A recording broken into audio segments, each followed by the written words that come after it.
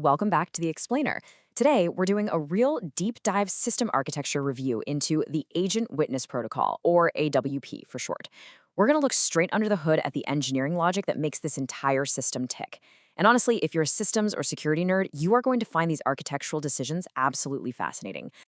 So, I want to start by asking you to think about a highly critical problem. Imagine an AI agent just took a major, high stakes action. Maybe it moved thousands of dollars. Maybe it generated a legally binding document, or it acted on a very specific user authorization. Later on, an auditor comes knocking and asks, what exactly did that agent do? Who permitted it? And how do we absolutely know this record hasn't been secretly altered? Now, today, you'd basically just have to trust the system's own logs, which really means trusting the system operator. But how do you mathematically prove what that AI agent did offline with zero network access and without trusting the operator at all?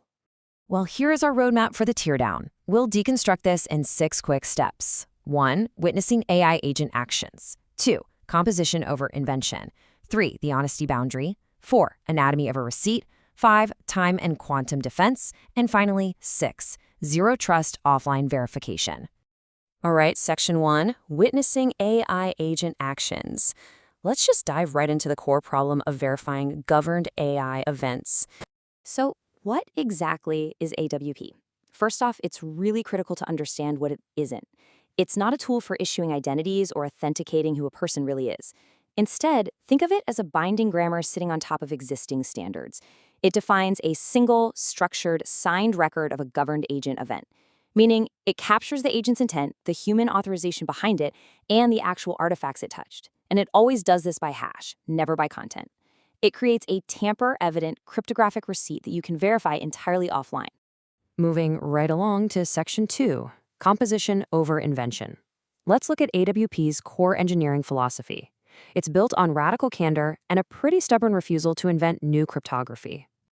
I absolutely love this because it brilliantly illustrates the protocol's 80-20 rule. The engineering team is completely upfront that roughly 80% of AWP is simply adopting proven commodity standards. Rather than building some bespoke, unproven crypto chimera, they're using the DSSE and in-toto standards for the signed wrapper. They adopt the strict RFC 9162 Merkle subset for transparency log inclusion proofs. They're using C2SP for signed checkpoints, and open timestamps or EDOS for time anchoring. Why? Because they work flawlessly today. But the real engineering moat, the strategic differentiator, is that remaining 20%. The value doesn't actually live in the standard envelope bytes. It lives in the payload and the topology. We're talking about a genuinely neutral third-party witness topology. You simply can't witness your own actions and claim independence, right? It also includes a typed honesty boundary, a verified human-to-agent authorization binding, and ADOS-qualified, legally recognized time paths. That is where the genuine engineering effort was spent. Okay, section 3, the honesty boundary. Let's see how this builds into what I think might literally be the most rigorous part of the entire system, structural limits on what it can actually claim. The crucial point here is that AWP enforces its limits right in the actual code types, not just hidden away in some documentation. Making an overclaim is grammatically impossible in the schema. A verification claim has to be typed. It proves integrity since witness, meaning the data is unaltered since the exact moment it was recorded. But, and this is key, it deliberately lacks the vocabulary to claim authenticity at origin. It's never going to tell you a document was legally authentic when first seen, it won't magically prove a human's true identity, and it won't prove that every single action was logged.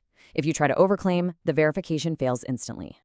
I actually want to read this direct quote from the source material just to really hammer home the fierce intellectual honesty of this engineering team. They say, tamper-evident, not tamper-proof. AWP makes alteration detectable. It does not make any underlying store physically immutable. They are not trying to market this as some kind of unbreakable magic. It is strictly evidence of tampering. Section 4, anatomy of a receipt. Let's transition over to reverse engineering the actual cryptographic artifact itself, layer by layer.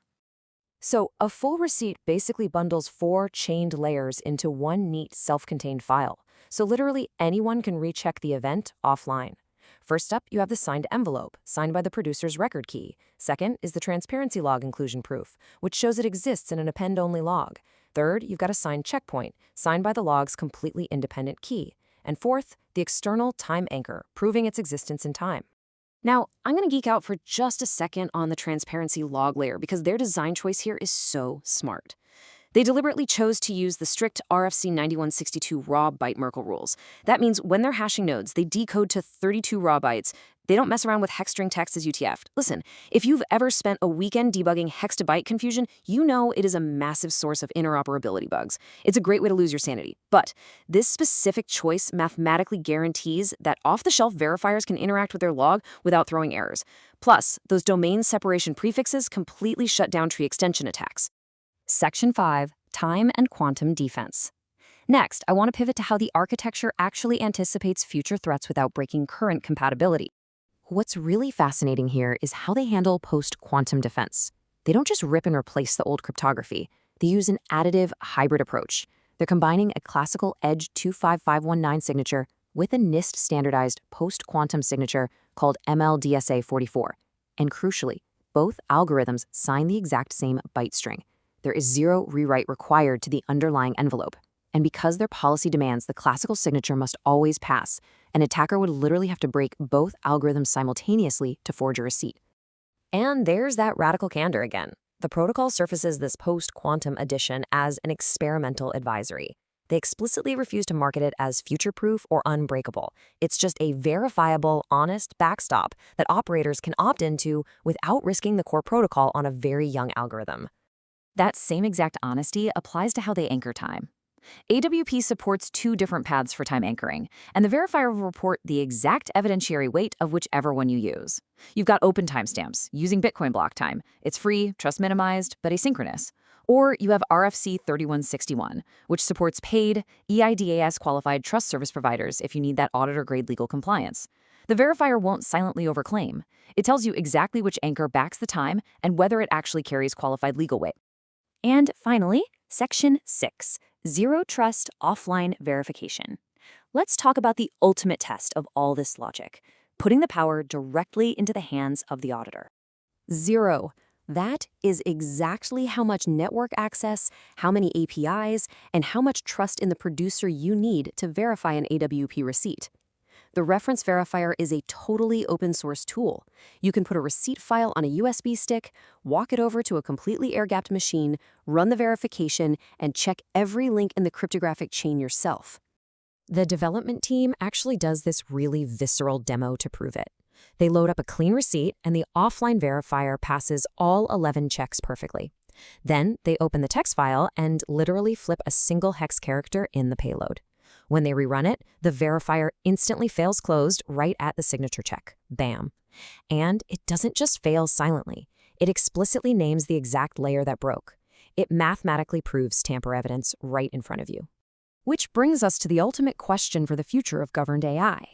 If an AI takes a critical action but leaves no cryptographic receipt, no offline verifiable proof of its intent, its authorization, and its untouched artifacts, did it really happen? Going forward, this exact engineering logic really forces us to question the baseline security of any AI system that just expects us to trust its internal logs. Thanks so much for joining me on this teardown, and I hope this architectural deep dive has given you a brand new framework for thinking about verifiable AI.